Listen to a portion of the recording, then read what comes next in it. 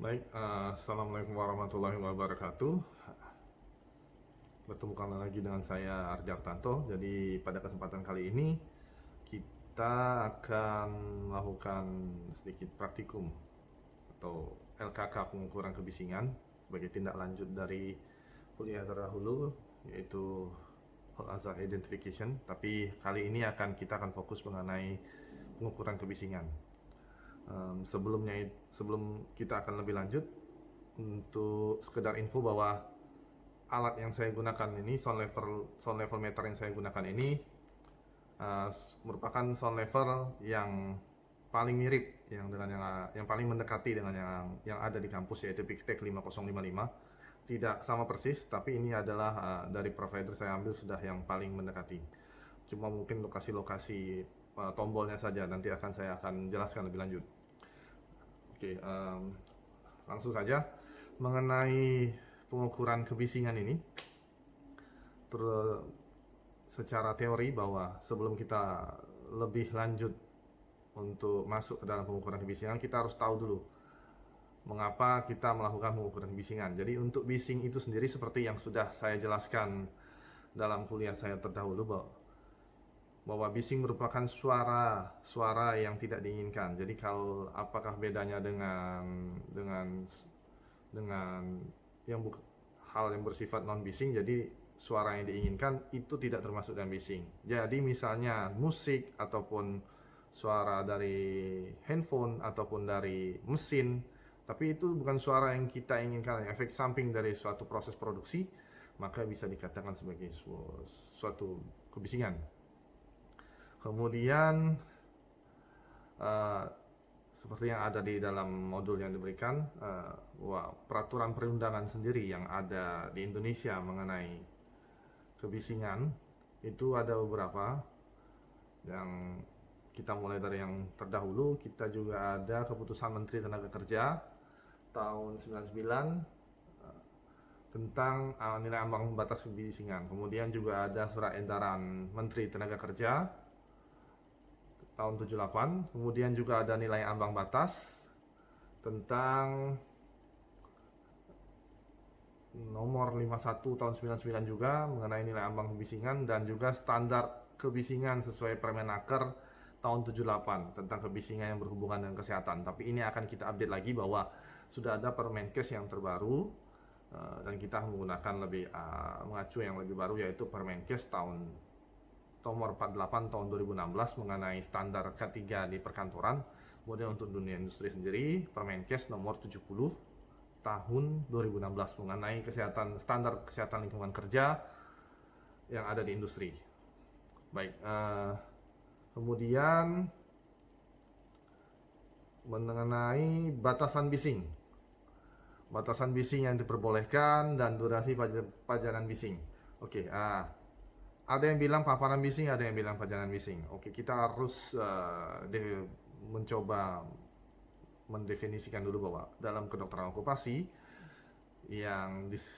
kita lebih condong ke pajanan.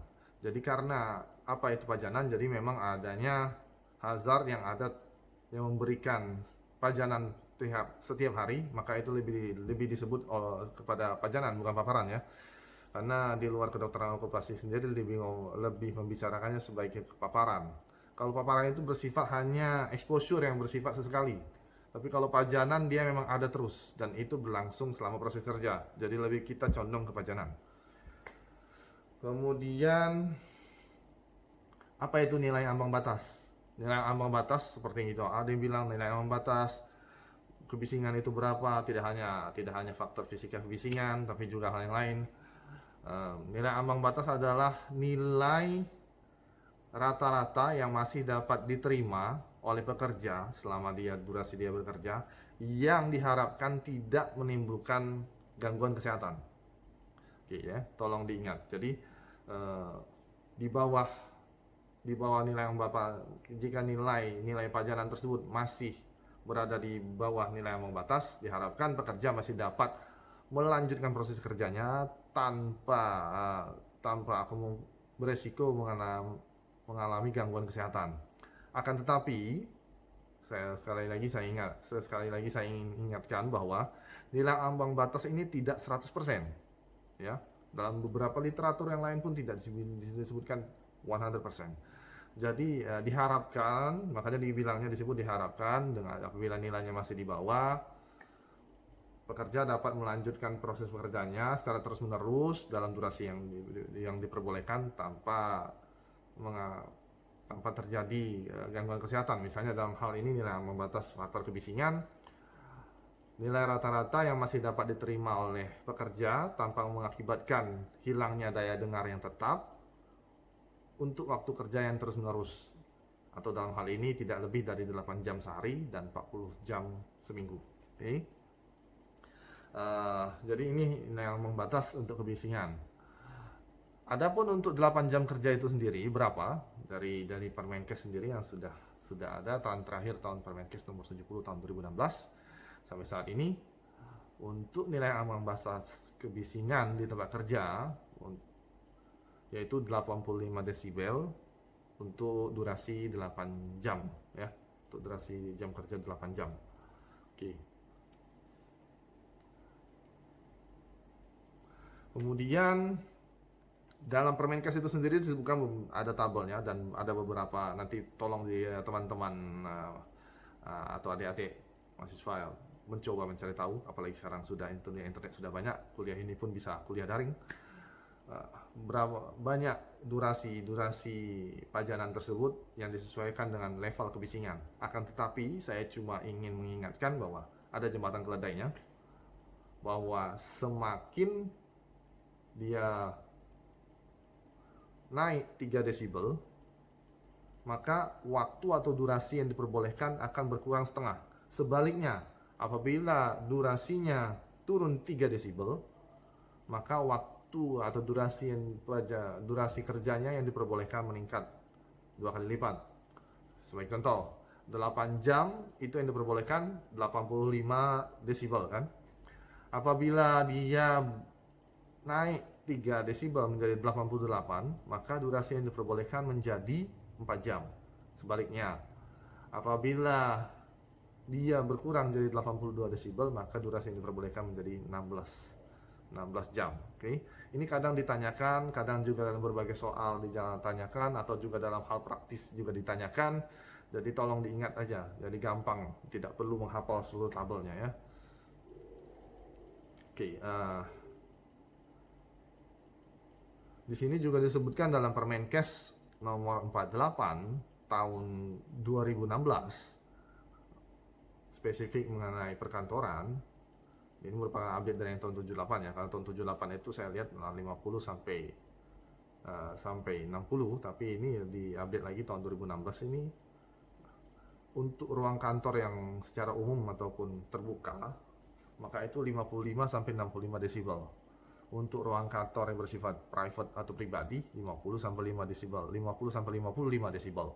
Kemudian untuk ruang umum dan kantin itu 65 sampai 75 desibel, jadi agak sedikit naik karena memang orangnya bakal lebih banyak kan. Kemudian ruang pertemuan dan rapat bisa 65 sampai 70 desibel.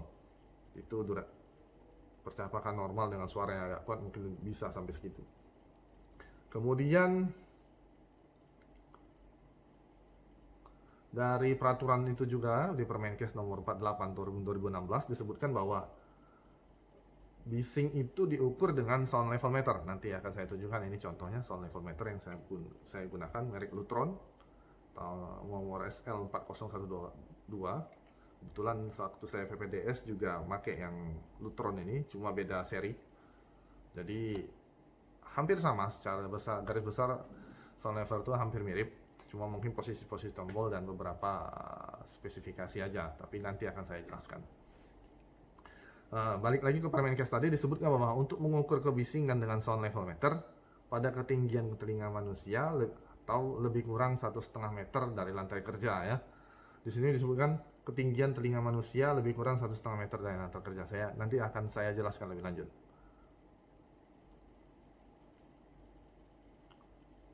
Kemudian cara mengukur kebisingan menggunakan alat bantu. Oke, sebelum kita menggunakan cara mengukur kebisingan, saya ingin menjelaskan bahwa seperti yang saya mention juga dalam kuliah Hall Hazard, bahwa kenapa sih kita harus mengukur kebisingan ini. Kenapa kita harus? Karena kembali lagi bahwa seperti yang dijelaskan bahwa faktor fisik ini kita tidak bisa, alangkah lebih baiknya jika kita bisa mengetahui seberapa besar faktor fisik yang ada yang di tempat kerja. Oke, mungkin dalam observasi kita bisa langsung mention atau menulis bahwa ini ada resiko pajanan faktor fisikanya dalam hal kebisingan. Akan tetapi alangkah lebih baik, karena ini akan kita secara kedokteran okupasi akan menilai resiko gangguan kesehatannya. Kita tidak bisa nilai, oke ini ada resiko, pasti ada resiko, jika ternyata kita tidak mengukur atau angkanya ternyata setelah diukur kurang, masih jauh. Jadi kita harus make sure atau meyakinkan bahwa memang faktor fisik kebisingan yang ada di tempat kerja itu memang lebih dari nilai ambang batas. Lalu makanya sebenarnya ini pengukuran kebisingan ini dalam dunia industri dilakukan oleh industrial hygiene atau safety officer. Akan tetapi kita sebagai dokter juga tetap harus tahu, karena proses ini kita juga minimal tahu bagaimana cara ukurnya. Jadi kalau misalnya kita nanti diminta untuk memberikan advice bagaimana kapan kita lakukan pengukuran, di mana lokasinya, dan apa yang diharapkan dari hasil pengukuran, kita bisa memberikan masukan, karena ini akan ada kaitannya nanti dengan kesehatan pekerjanya. Kemudian misalnya kita lakukan medical check up secara berkala, misalnya kita curiga ada noise induced hearing loss dan kita mau men-trace back atau menelusuri jejaknya ke lapangan, kita bisa mencari tahu karena kita sudah pernah belajar mengenai pengukuran kebisingan, jadi bisa memberikan masukan di lokasi-lokasi mana saja, apa saja bagaimana cara melakukan pengukurannya, seperti itu ya.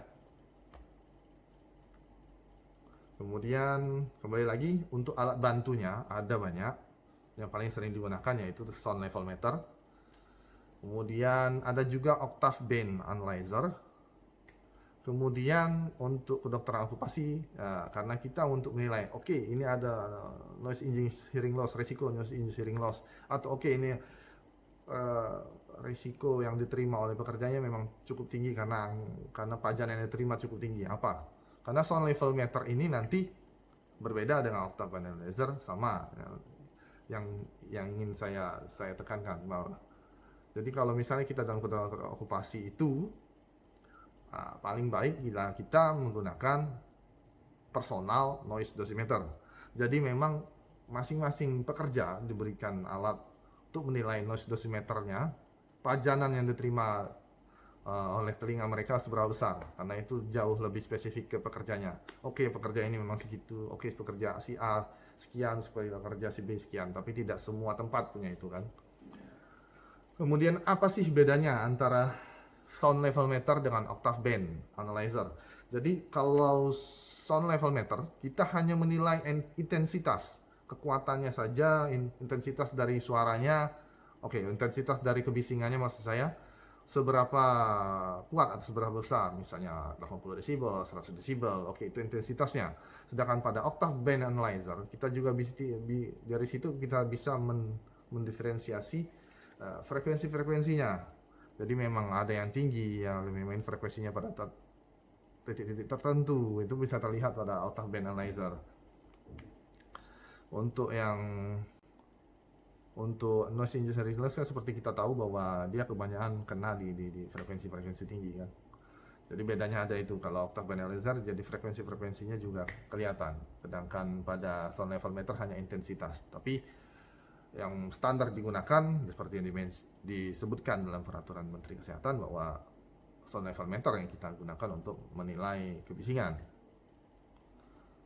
Jadi sampai situ saya harapkan jelas ya, kenapa ada octave band analyzer, ada sound level meter, ada noise dosimeter dan lain sebagainya ada.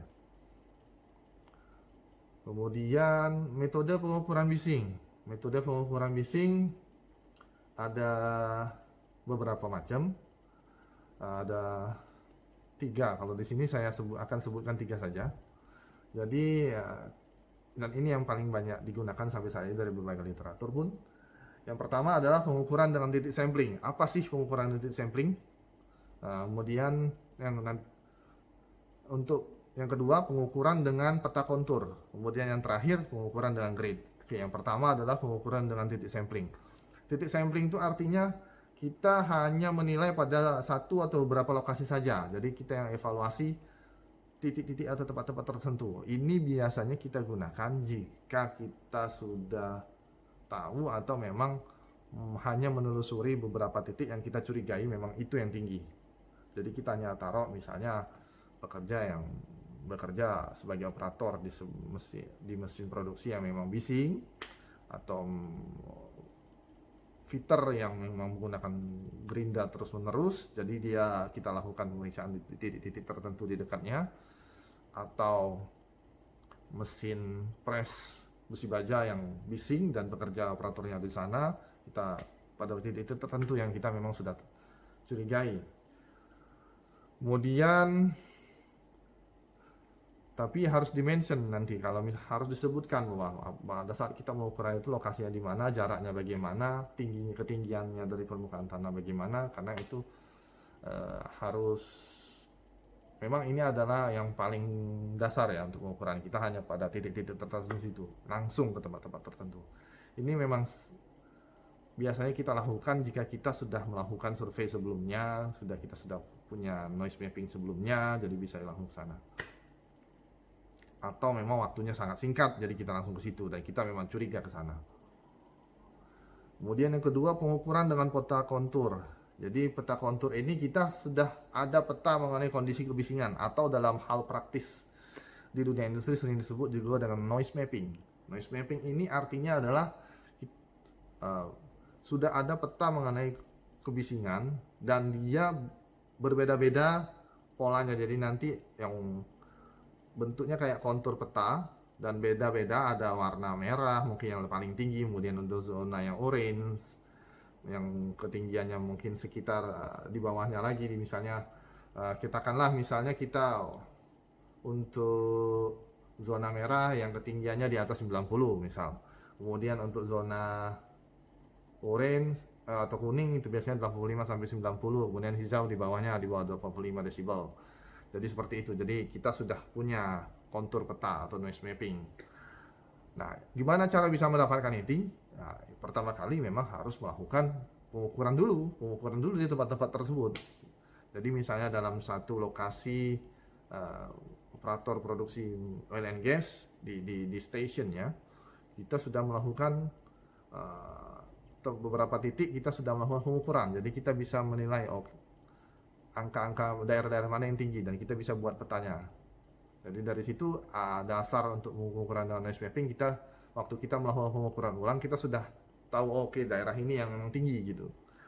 Dan waktu kita mereview secara keseluruhan ini jauh lebih baik, karena kita bisa waktu kita melaporkan dan juga kita waktu menelusuri apabila ada kejadian atau noise engineering loss yang terjadi di antara pekerja, kita jauh lebih enak untuk menelusurinya. Misalnya pekerja operator produksi station A bekerja sebagai pumper misalnya, kita sudah langsung bisa buka noise mapping, kerjanya dari bagian mana, rutinitasnya bagaimana, dan kita bisa lihat ternyata memang daerahnya masuk ke dalam noise mapping yang red zone ya, seperti yang COVID ini ada red zone, green zone segala macam, tapi ini contohnya pada noise mapping. Kemudian yang terakhir, pengukuran dengan grid. Jadi misalnya jadi kalau grid ini kita sudah titik-titiknya ada kayak data itu sudah di kotak-kotak. Misalnya dalam satu ruangan kita sudah punya kotak-kotak. Nah, misalnya dalam kotak-kotak ini nanti misalnya per 10 meter sudah punya kotak-kotak dan kita melakukan pengukuran mewakili di tiap-tiap kotak ini. Jadi diharapkan beberapa daerah yang sudah kita kotak-kotak tersebut bisa terwakili dan kita bisa mereview secara lebih baik. Seperti itu. Yang berikutnya kita mengetahui tingkat kebisingan. Jadi ini kita langsung saja ke pengukurannya. Untuk alat bahan yang kita gunakan, jadi yang pertama sound level meter. Untuk kali ini saya akan menggunakan merek Lutron SL4012 ya, seperti ini ya. Ini agak beda dengan merek Pictec 5055. Bedanya ya di posisi tombolnya. dan cara kalibrasinya, tapi nanti akan saya jelaskan. Tapi secara garis besar intinya sama, dan cara pengukuran seperti itu. Oke, yang pertama pastikan baterai terpasang, alatnya bisa kemudian tekan tombol power ya, tombol power. Setelah itu lihat, tunggu sebentar, sudah ready atau tidak. Oke, alatnya sudah ready seperti ini, sudah muncul angka. Kemudian dilihat apakah baterainya cukup atau tidak. Kalau misalnya baterainya, ada beberapa alat yang jika baterainya tidak muncul artinya dia memang cukup. Kalau misalnya baterainya ada notifikasi muncul, kemudian ada kayak setengah, itu artinya baterainya tinggal sedikit. Kalau misalnya baterainya ada lambang baterai kemudian kelap-kelip, itu baterainya sudah mau habis, perlu diganti. Atau misalnya baterainya yang chargeable atau yang bisa dicas, perlu dicas. Kemudian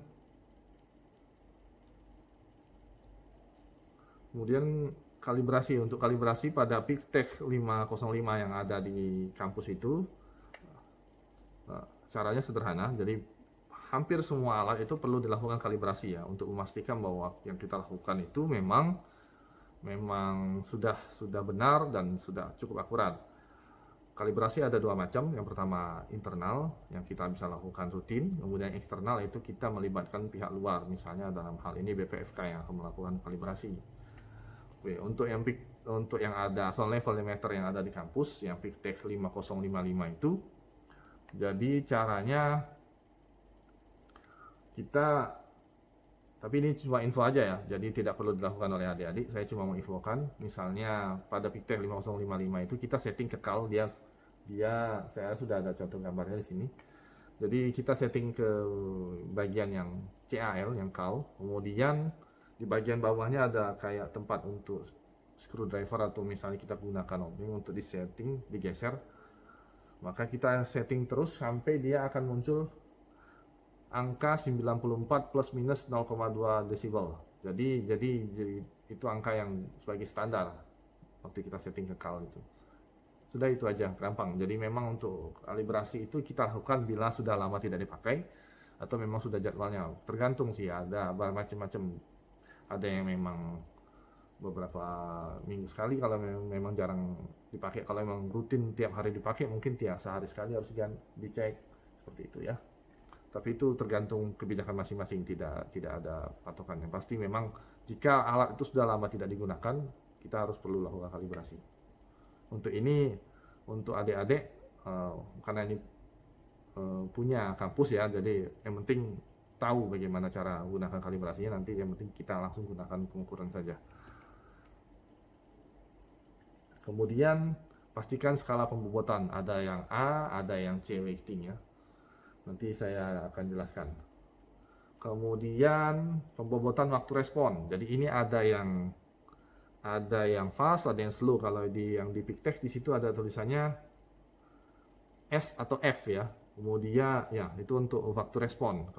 Untuk yang di sebelah off itu A dan C, itu weightingnya ya. Kapan kita gunakan A, kapan kita gunakan C, nanti sebelum kita mulai melakukan pengukuran. Jadi oke, kita langsung aja ke pengukuran. Untuk pengukuran yang pertama, kita lihat dulu kita menggunakan fast atau slow. Fast atau slow respon. Jadi kita bisa pilih S atau F kalau yang di alat yang di kampus. Di sini juga ada langsung fast atau slow. Jadi kapan kita gunakan fast, kapan kita gunakan slow. Kita gunakan fast saat kita menggunakan respon yang cepat. Misalnya kita mau mengukuran beberapa tempat dan kita perlukan respon yang cepat, kita bukan fast. Kita gunakan slow saat memang kita bunyinya agak terputus-putus dan intensitasnya kita yakini konstan, kita gunakan slow. Dan kita akan stay di situ agak lebih lama, makanya kita gunakan slow. Pada beberapa pengukuran kebisingan biasanya sering digunakan ada yang fast. Kemudian pilih selektor range intensitas. Jadi ada yang high, ada yang low ya. Untuk yang di PicTech itu dia yang low di 35 sampai 100 desibel, kemudian high 65 sampai 130 desibel. Katakanlah kita mau meriksa di bagian yang high, bagaimana kita juga bisa membayangkan kalau misalnya mesin, gerinda, atau jackhammer, atau operator di industri, itu biasanya kebisingannya tidak mungkin sekitaran 50, jadi kita setting di high ya. Oke, misalnya kita gunakan ini mode yang, karena kita masih dalam ruangan ini ya, mungkin tidak akan terlalu bising, kita bisa pakai yang low ya. Oke, kita gunakan yang low, kita pilih yang low, di kita sudah ada pilihannya kan, yang low atau yang high, kita pilih yang low. Kemudian tentukan lokasi pengukuran. Jadi lokasi pengukurannya, misalnya orangnya menggerinda, kita langsung agak membungkuk dan agak jongkok, kita lakukan pengukuran mendekati ke pekerjanya. Kemudian pilih misalnya salah satu temannya sebagai pekerja, duduk atau saya sedang duduk, bisa kita lakukan pengukuran di dekat dengan pekerja tersebut. Kemudian lakukan pengamatan selama 1 menit dengan 12 kali pembacaan. Jadi standarnya adalah kita melakukan pengukuran itu tidak langsung pindah-pindah, tapi selama 1 menit, dan itu dalam 1 menit itu ada 12 kali pembacaan ya. Kemudian posisikan mikrofon alatnya ini ke sumber bunyi dengan karakteristik, jadi dia agak tegak lurus dengan sumber bunyinya, dekatkan dengan telinga pekerja tapi tidak terlalu dekat juga, agak mendekat. Kemudian 70 dengan sumber bunyi tegak lurus dengan kira-kira 70-80% dari sumber bunyi. Jadi setelah kita arahkan, jadi kita mendekatkan. Nah, ini nanti bedanya adalah dengan yang permain case yang saya bilang tadi, bahwa kalau itu disebutkan harus 1,5 meter dari lantai permukaan tanah kan, sedangkan kita secara kedokteran okupasi itu harus menyesuaikan dengan pekerjanya. Jadi kalau misalnya bekerja lebih banyak duduk atau jongkok, itu tidak mungkin 1,5 meter dari permukaan tanah. Jadi memang harus mendekat, karena telinga yang dia akan menjadi target pajanannya itu tidak mungkin di atas atau lebih kurang 1,5 meter ya. Jadi kemudian di sini disebut, kita pilih yang tadi ya, atau A dan C. Kapan kita gunakan A, kapan kita gunakan C. Jadi A weighting itu yang untuk general measurement. Jadi misal pengukuran secara umum pada tempat yang bersifat yang general lah ya. Secara kita gunakan yang A. Jadi memang ini range yang biasa kita gunakan untuk desibel. Sedangkan yang C biasanya kita gunakan saat dia yang bersifat high peak. Jadi misalnya pada sumber pajanan bising yang bersifat frekuensinya agak ke atas, kemudian yang memang agak impulsif, atau memang dia cukup tinggi frekuensinya, biasanya kita gunakan NC. Biasanya pada alat-alat yang untuk sumber-sumber misalnya konser yang menggunakan frekuensi tinggi, itu biasanya kadang kita gunakan yang C weighting, tapi secara umum kita gunakan yang C ya.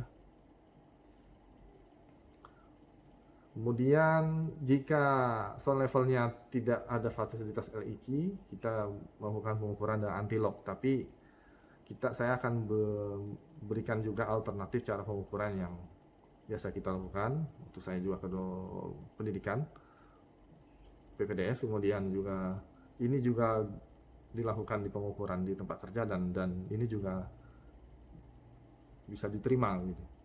Jadi kita setting di fast response pertama, jadi hidupkan dulu ya, kembali kita hidupkan. Kemudian yang pertama kita setting mau fast atau slow. Jadi biasanya kita pilih yang fast ya, kita pilih di fast di sini ya. Oke, di sini di fast. Kita lihat ya di fast. Kemudian setelah itu mau pilih A atau C weighting. Kita pilih yang, nah di sini bisa dilihat saya ubah A atau C, saya ubah ke A weighting ya.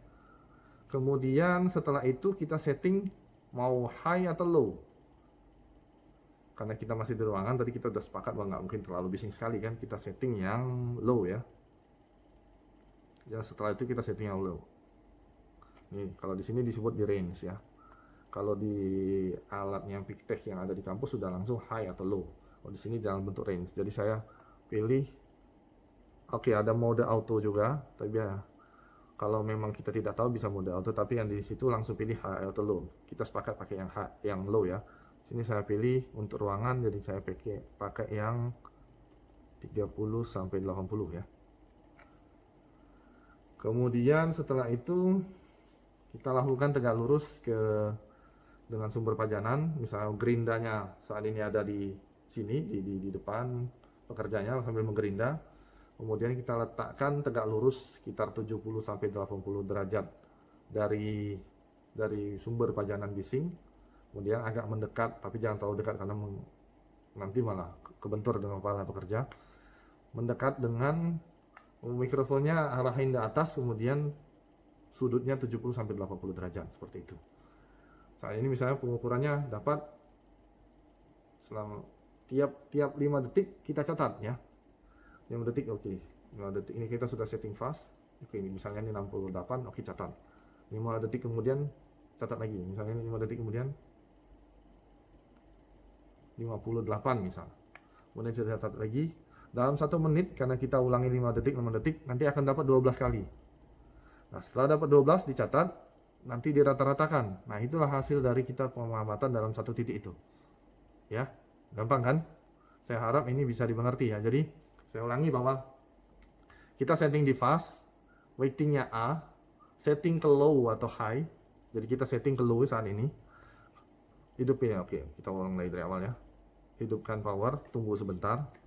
Pastikan baterainya cukup. Oke, tidak, baterainya cukup ini. Kemudian setelah itu kita setting ke A weighting. Oke, kita setting ke A weighting. Setelah itu setting low atau high. Setting low atau high. Kita sepakat menggunakan yang low. Oke, ini saya pakai yang low di sini. Sudah pakai ya, yang bawah ya. Di sini kelihatan nih, weighting. Saya setting di range, kemudian muncul yang range yang bawah yang low. Kemudian setelah itu langsung kita lakukan pengukuran pada tempat kerja dengan mikrofonnya diarahkan ke atas. Di sebelah atas, jangan sampai dibalik, di atas saja. Posisikan dengan 70-80% derajat dari sumber pajanan dan didekatkan dengan sebisa mungkin, sedekatkan dengan target pajanannya, yaitu di telinga pekerja ya.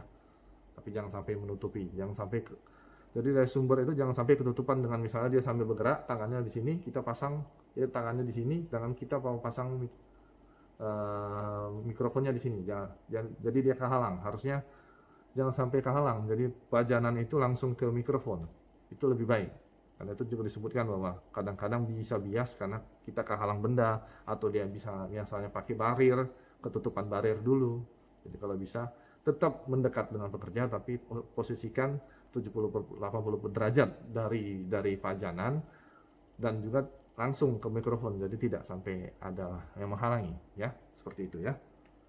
Nanti coba dilakukan pemeriksaan. Ambil temannya salah satu, kemudian lakukan pemeriksaan 1 menit ya, tiap 5 detik diambil, kemudian dirata-ratakan. Itulah angkanya ya. Anggap saja temannya saat ini misalnya sedang menggerinda atau sedang mengelas dengan las mesin yang cukup bising, atau temannya dianggap sebagai salah satu operator dengan mesin produksi yang berada di dekatnya, seperti itu ya. Boleh dilakukan ya. Selamat mencoba. Mungkin itu saja, sekian dari saya. Semoga bermanfaat. Kita bertemu lagi di kuliah berikutnya. Oke, assalamualaikum warahmatullahi wabarakatuh.